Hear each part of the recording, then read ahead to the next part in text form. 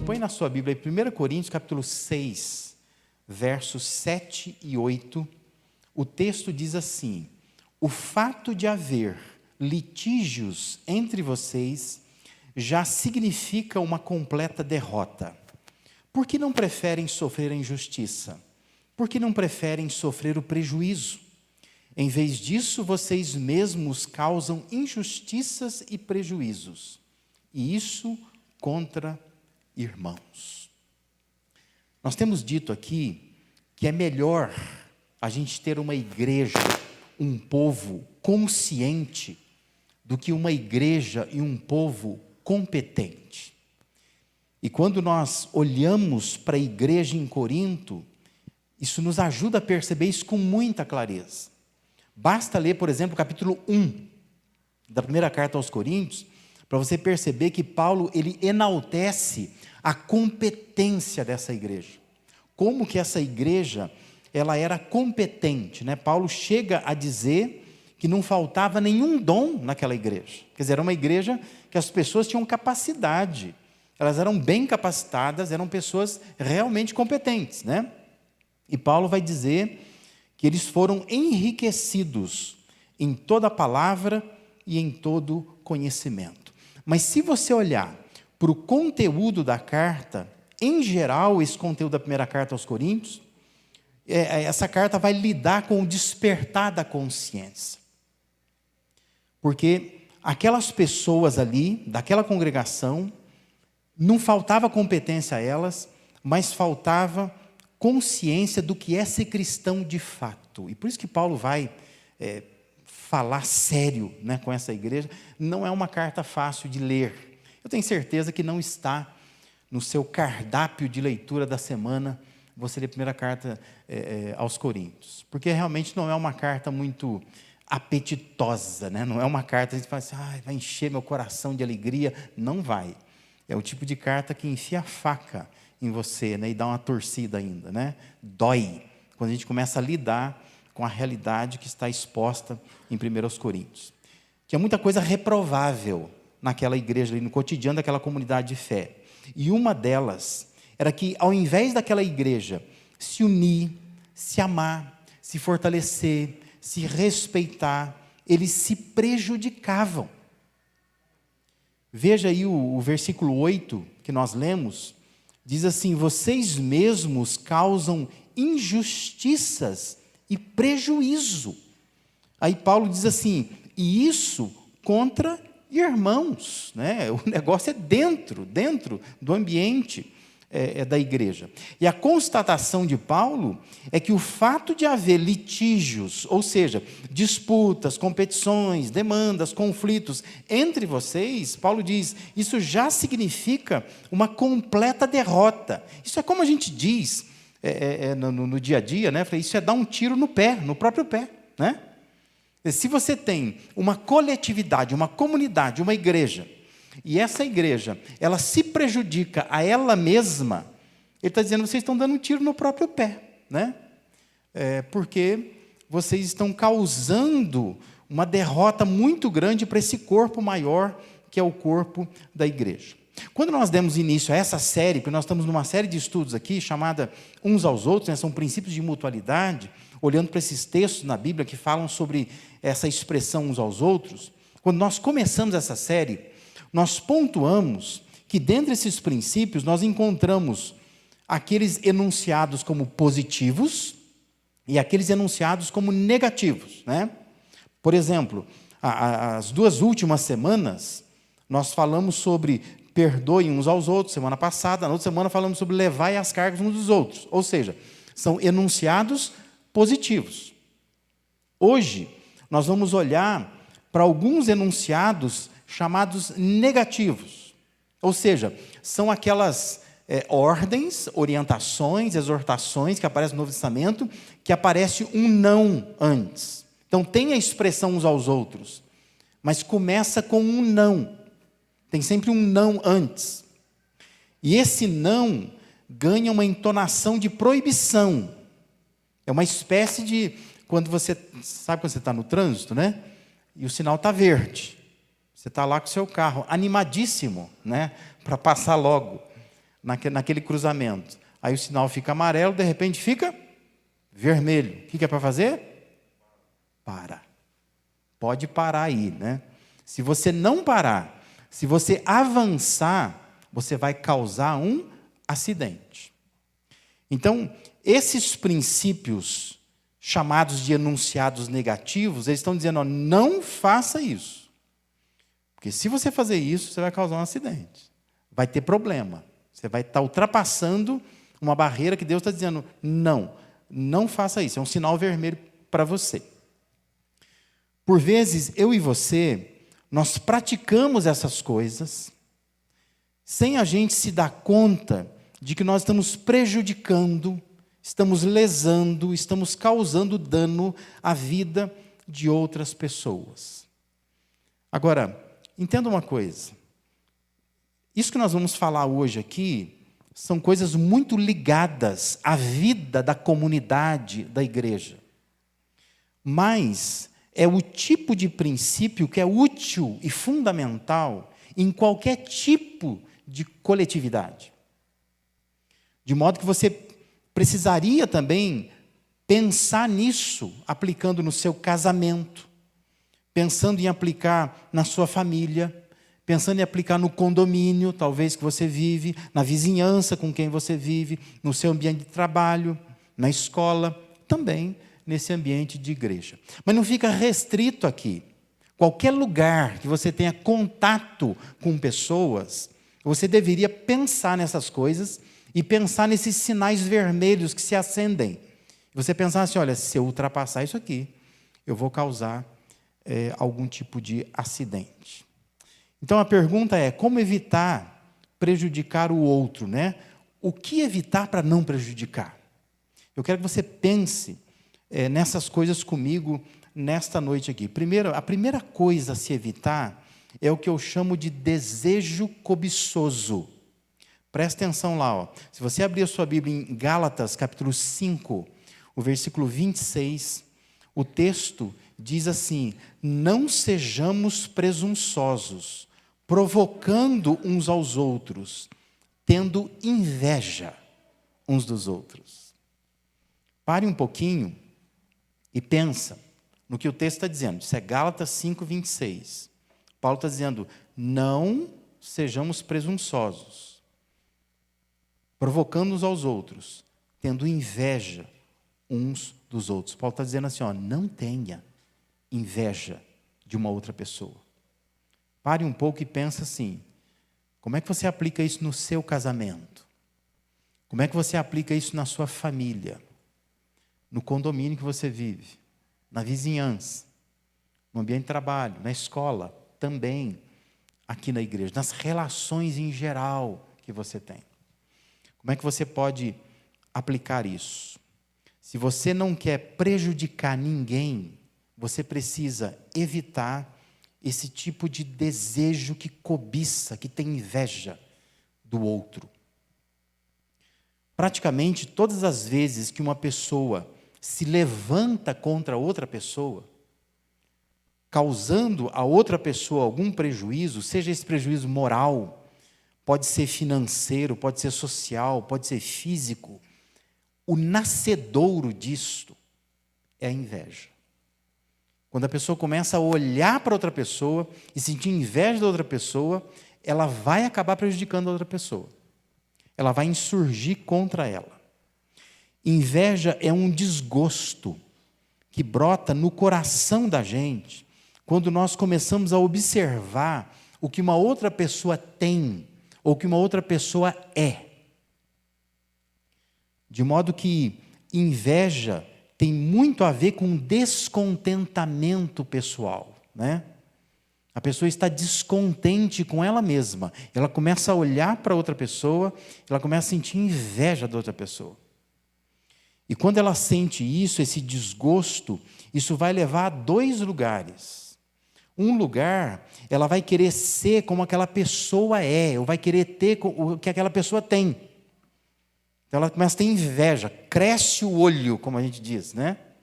E é interessante porque isso acontece no ambiente de igreja, mas isso acontece em qualquer lugar. Eu já lidei com casais que têm problema com isso. A mulher tem inveja do marido.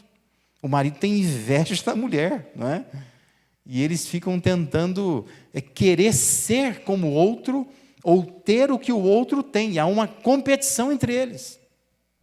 O desejo cobiçoso se instala ali. Então, esse é um lugar onde pode nos levar essa inveja.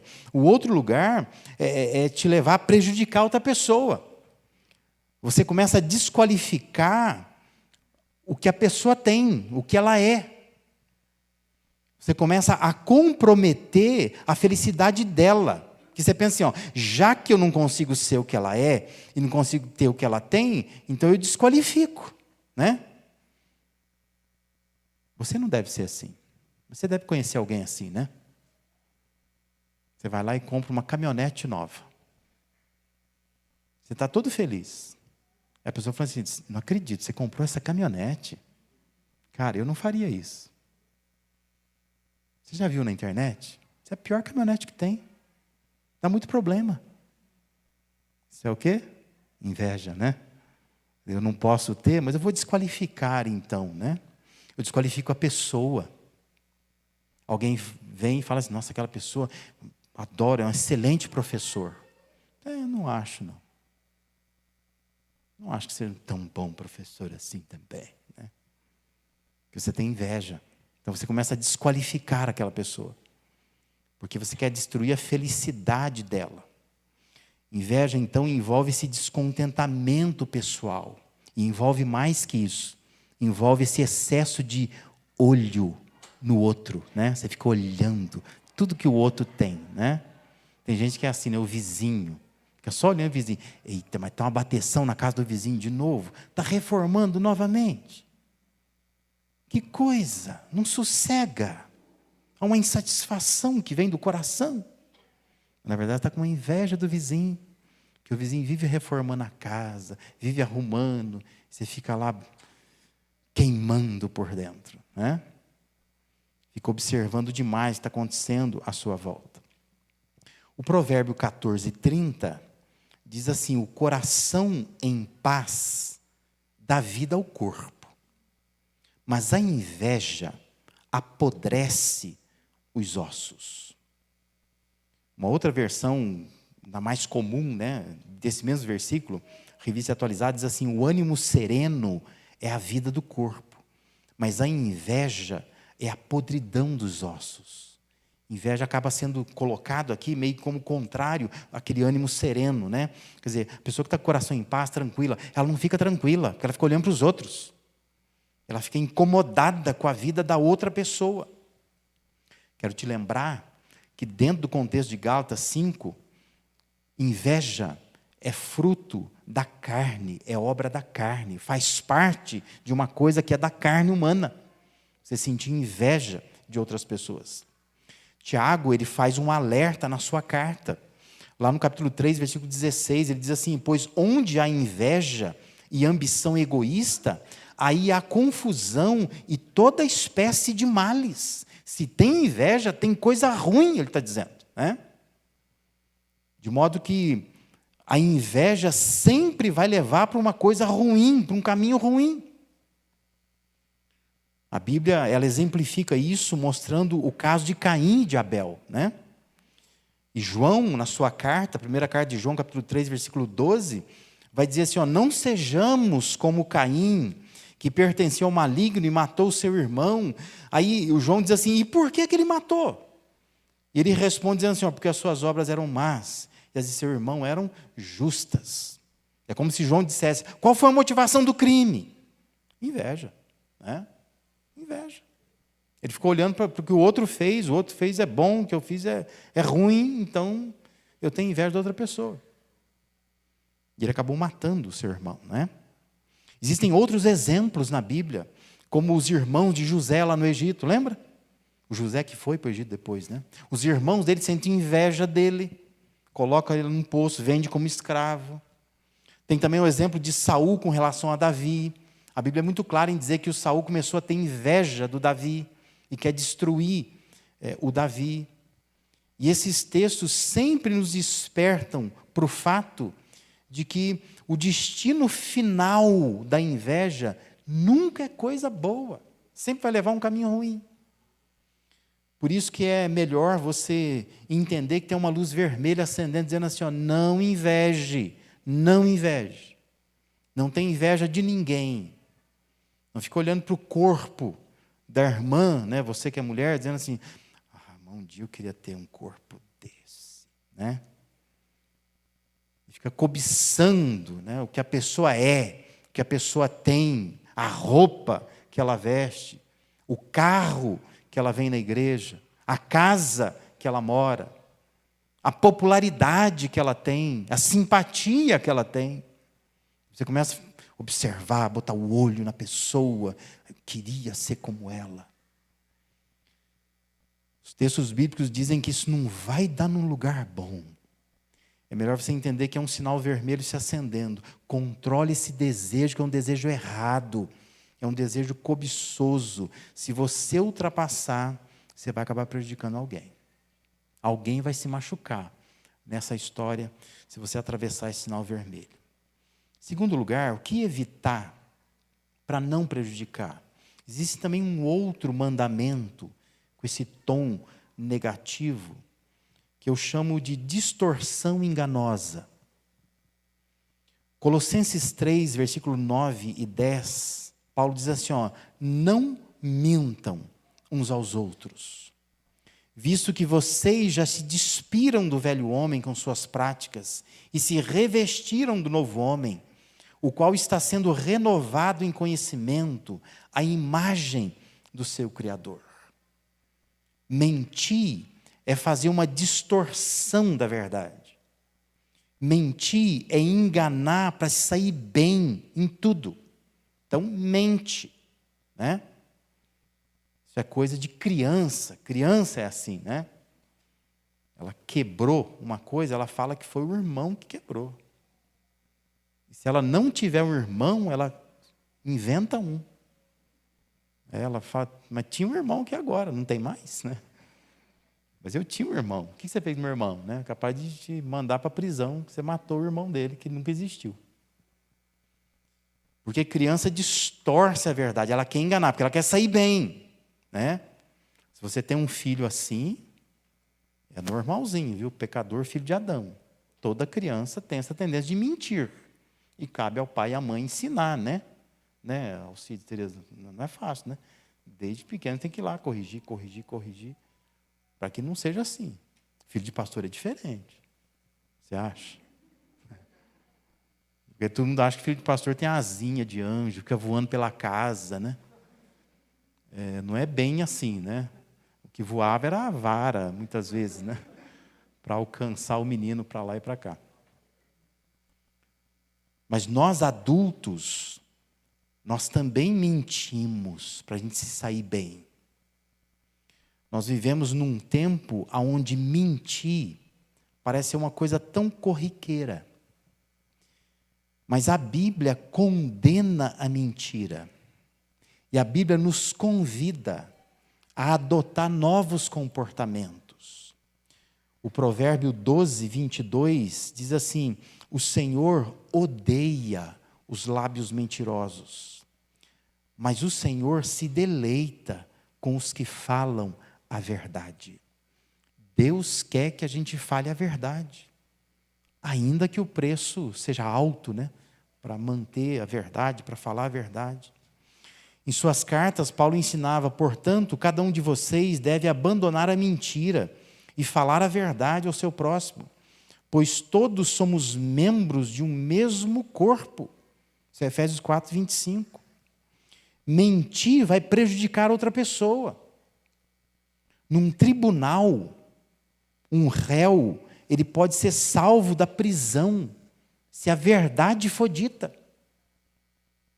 Mentir é uma coisa séria. Você pode condenar alguém por causa de uma mentira. E a Bíblia diz, não se deve mentir. Uma luz vermelha se acende dizendo, não minta. Fuja dessa distorção da verdade que visa enganar a pessoa. Se você ultrapassar isso, você vai causar prejuízo sério à pessoa. Agora pensa no seu casamento. Quantas vezes você mente, né? Quem gastou isso aqui? Às vezes são duas pessoas, né? Quem gastou? Eu não fui. Também não fui, né? Um anjo veio do céu e gastou, né? Porque só tem duas pessoas dentro de casa, né? Onde que está o negócio? Né? Alguém está mentindo, né? É um tal de fazer coisas sem falar para outra pessoa. A gente mente no ambiente de família. A mentira, muitas vezes, no trabalho, né? O irmãozinho e a irmãzinha que não quer trabalhar, na verdade. Aí ele dá um jeito de passar na Unimed. Aí ele pega lá um atestado para 2 dias, né? E tem médico que dá, infelizmente, né? Ele não tem nada, podia trabalhar. Não tem nada. Ele não quer trabalhar. Estou de atestado, né? Isso é mentira. Deus está dizendo, se você não quer prejudicar pessoas, você precisa olhar para esses mandamentos negativos de mutualidade. Está dizendo, não minta. Não minta. Pais, não mintam para os seus filhos. Tem pais que criam filhos na base da mentira, né? E a criança cresce com um monte de mentira na cabeça. É mentira, não é verdade. Desde aquelas mentiras bobas que mães, especialmente, contam para os filhos, né? Deixa teu pai chegar. Né? Vai acontecer o quê? O mundo vai acabar quando o pai chegar? Muitas vezes não acontece nada, é mentira. Mulher do saco vai passar, vai te pegar. Quem que nunca ouviu isso, né? Pai e mãe que ameaça o filho. Ó, a polícia. O que tem a ver a polícia com isso, né? Acho que a polícia vai pegar o filho agora. Mas é tudo mentira.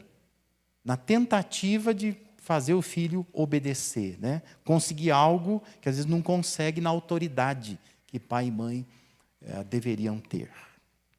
Mentira é uma coisa perigosa, é um mandamento que a Bíblia diz, olha, não faça isso, não faça.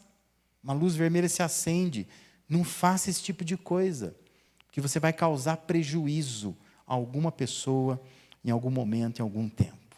Em terceiro lugar, um outro não que a Bíblia diz aí, nesse contexto da mutualidade, é o que eu chamo de dedução maldosa, ou seja, a Bíblia diz não julgue. Não deduza nada sobre a vida dos outros. Romanos capítulo 14, versículo 13, diz assim, portanto, deixemos de julgar uns aos outros. Em vez disso, façamos o propósito de não colocar pedra de tropeço ou obstáculo na caminhada do irmão. Julgamentos, nesse contexto, são interpretações que nós fazemos acerca do outro. A interpretação da ação, da palavra, do sentimento. E a gente faz isso à distância, sem se aproximar da pessoa. Né? Fica julgando o que a pessoa fez, o que ela fala, a maneira como ela age, o que ela sente. Olha lá, está chorando, fingido. Você não sabe, vai falar com ela. Né? Se aproximou dela. Né? A pessoa está fingindo que está chorando. Você sabe. Você conversou com ela, sabe por que ela está chorando? Né? Mas nós somos muito bons em julgar as pessoas. Nós presumimos algo sem a devida verificação.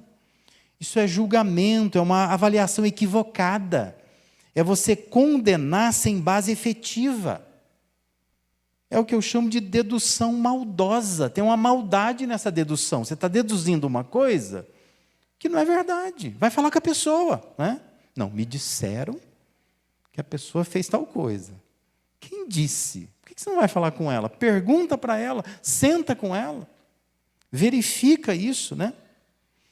Jesus ele ensinou sobre isso e nos instruiu para o perigo da gente ficar apontando o dedo, né, para a vida das pessoas e a gente descuidar da nossa própria situação e não conseguir fazer uma avaliação nossa, a nosso respeito.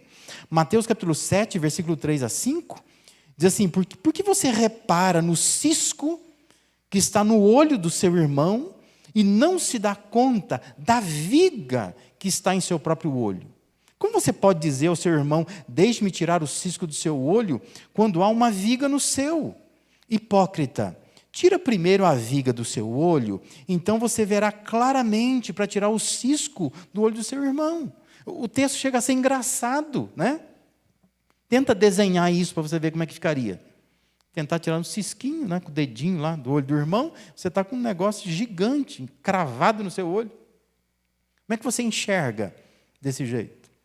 Mas é uma forma até um pouco jocosa de Jesus chamar a atenção para o fato de que nós não podemos ficar olhando para a vida do outro e julgando o outro. Tem gente que julga assim com uma facilidade, né? O vizinho chegou lá com o carro dele importado e falou assim, deve estar traficando droga. Cara, mas quem que te falou isso? Aí o outro ouve e fala assim, aquele cara trafica droga. Ele é traficante de droga. Quem que falou isso? É alguém que foi lá e soltou um pensamento alto assim, né? Isso é um tipo de dedução maldosa. Só porque a pessoa tem um bem, você não pode achar que ela deve estar roubando, está fazendo alguma coisa errada, né? Alguma coisa desse tipo, né? Você vê o cara meio forte e fala assim, está tomando anabolizante, só pode. Né? Com um braço desse aí, academia não faz isso não. Cara, vai conversar com ele, pergunta para ele se ele está aplicando alguma coisa, né? Mas não fica deduzindo as coisas. Porque você pode prejudicar uma pessoa quando você faz isso. Nós somos inabilitados para julgar outros, porque nós estamos na mesma condição de pecadores. E é bem por isso que Paulo escreve nessa mesma carta aos Coríntios, capítulo 10, versículo 12, ele diz assim, assim aquele que julga está firme, cuide-se para que não caia. Pode ser que você caia. Então não julgue ninguém. Não fica deduzindo de uma forma maldosa que as pessoas são isso, são aquilo, faz isso, faz aquilo. Você não sabe, né? Você não se aproximou, não conversou, não falou de fato com ela. Isso é prejudicar os outros, emitindo julgamentos, deduzindo, quando você não tem uma base sólida para falar isso. Julgamentos geralmente revelam uma falha de comunicação e clareza. Nós não estamos nos comunicando, dialogando, não estamos sendo claros, não estamos obtendo a informação de forma clara. E por isso a gente tem essas deduções que são maldosas.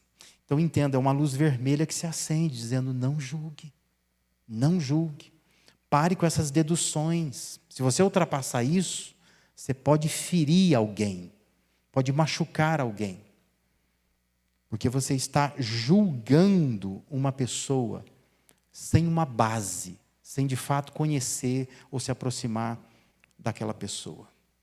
Em quarto e último lugar, a última luz vermelha que se acende aí desses nãos, né, de mutualidade que o Novo Testamento traz, é o que eu chamo de difamação caluniosa. Tiago 4,11 diz assim, irmãos, não falem mal uns dos outros. Ele diz assim, quem fala contra o seu irmão, ou julga o seu irmão, fala contra a lei e a julga. Quando você julga a lei, não a está cumprindo, mas está se colocando como juiz. A orientação bíblica recai sobre as nossas conversas. O que conversamos com alguém sobre um outro alguém. Você pode estar falando mal de uma pessoa. É uma difamação caluniosa. Nós podemos mudar a percepção de alguém com relação a um outro alguém, dependendo da forma como você fala daquela pessoa. Isso é muito sério, muito sério. Eu tenho certeza que você já foi vítima disso, talvez, né? Ou você conhece alguém que foi. Mas você pode fazer isso com pessoas.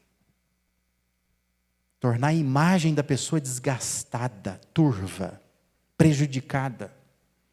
Só porque você falou alguma coisa e foi maldade, né? Você falou e caluniou aquela pessoa. O admirado, ele pode se tornar desprezível. Todo mundo admirava a pessoa. Mas agora a pessoa se torna desprezível, porque falaram mal. Pessoa respeitada pode se tornar abominável. O amado pode ser odiado aos olhos de quem está ouvindo esse tipo de comentário, que às vezes a gente faz sem pensar muito, né? Simplesmente para falar mal de uma pessoa. Nós podemos prejudicar uns aos outros se falarmos mal uns dos outros. Pensa, você faz isso às vezes no casamento, você faz isso na sua família, você faz isso no seu condomínio, na sua vizinhança, você pode fazer isso na sua escola, no seu trabalho, né? Não fale mal. É uma luz vermelha que se acende, dizendo, olha, não difame pessoas, não calunnie pessoas. Se você ultrapassar isto, isso vai trazer prejuízo sério para a vida de pessoas. Mensagem de hoje é: não prejudique a vida da outra pessoa, não prejudique. Se você não quer prejudicar, você precisa não invejar, não ter inveja. Controle esse desejo de cobiça, de ter o que a outra pessoa tem, de ser o que ela é. Ao contrário, se você vê alguém assim, se inspire, se motive, né? Se alegra com a pessoa, faça o negativo se tornar positivo. O irmão tem uma caminhonete que eu queria ter, deixa eu ver, né? Dá uma carona, deixa eu andar, liga o ar para mim, para eu sentir, né? Quanto custa? Será que eu posso ter um dia? Mas não fique invejando a pessoa. Mas aproveita, se a pessoa é mais que você, se ela tem mais que você, se inspire, se motive, se aproxime dela, vê como é que ela chegou nisto, né? Talvez tenha um caminho que você possa imitar, correr atrás, né? O caminho das pedras, a gente fala, né? Se você não quer prejudicar ninguém, não minta, não distorça a verdade. Pelo contrário, fale a verdade. Busque sempre ser verdadeiro, falar a verdade. Se você não quer prejudicar ninguém, não julgue as pessoas, se aproxime delas, conheça a pessoa. Não adianta julgar, falando que aquela pessoa é fria. Você já chegou perto dela? Já conversou com ela? Já chamou ela para ir na sua casa? Né? Às vezes, se você se aproximar, vai dizer, não, mas tinha uma impressão errada da pessoa. Que você deduzia, julgava. Mas é preciso se aproximar da pessoa. Não quer prejudicar ninguém? Não fale mal. Não difame de forma caluniosa. Pelo contrário, fale bem da pessoa. Enalteça a pessoa. Todos nós temos qualidades e defeitos. Então, se alguém vem e começa a falar um defeito, a pessoa fala, mas sabe que essa pessoa tem uma qualidade que eu admiro nela? Né? Você muda a conversa. Né? Ao invés de falar mal, você passa a falar bem daquela pessoa. Essas atitudes, elas vão proteger, elas vão fortalecer os nossos relacionamentos. De novo eu digo, aqui na igreja, no seu casamento, na sua família, no seu condomínio, na sua vizinhança, aonde você estiver, seu trabalho, escola, você vai ter relações fortes, porque você está de olho nas luzes vermelhas que se acendem. Estão dizendo, para, não faça isso, né? Não inveje, não minta, não julgue, não fale mal.